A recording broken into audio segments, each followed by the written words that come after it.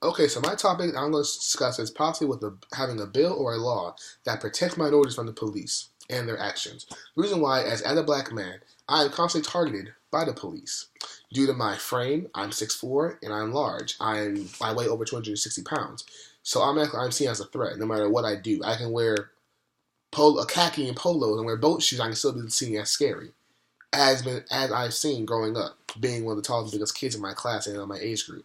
I automatically thought to be at least 3 to 4 years older than I actually was.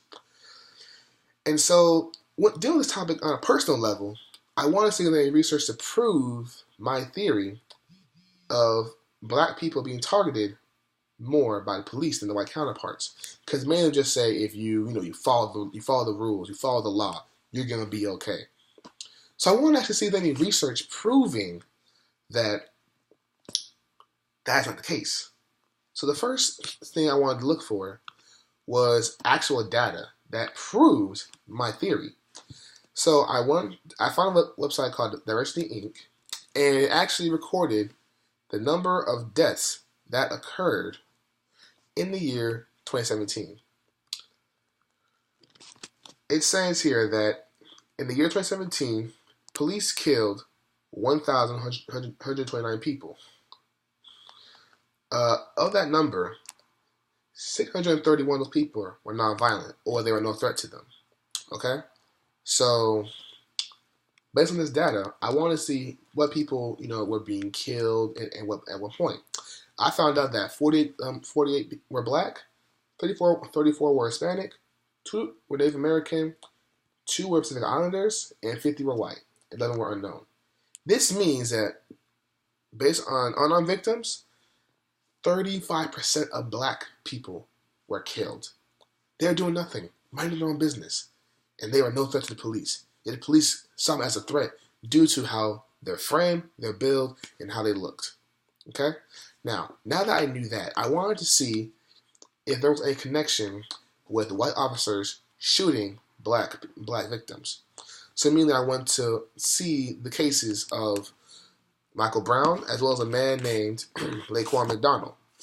Okay, and they were both shot by white police officers. Both men were unarmed. I wanted to see why they were killed. So I went to a wide online library, and it discussed these 2 cases. And from what I saw, again, both these men were unarmed. However, they were seen as suspects. They were seen as scary. And they were seen as people that could not be trusted. Now, while one of them was allegedly stealing from a store, which was later disproven, they saw it as a motive to go and kill this man, and then lie saying that Michael Brown took his gun. So after this article, I was able to see that they see it as a threat. No matter what we do, we can be following the law, or we can be just buying something from a store, as he was, but still be as a victim. And finally, I wanted to see, as a big tall black man, I wanted to see there was a connection between police officers seeing tall black men as a bigger threat. So I went on, kept searching, and I looked, and I actually found a website called pnas.org. And it said and it began to explain how young black men were stereotyped as threatening, and that can be heightened or increased if they see a larger black man, if they see a bigger black man.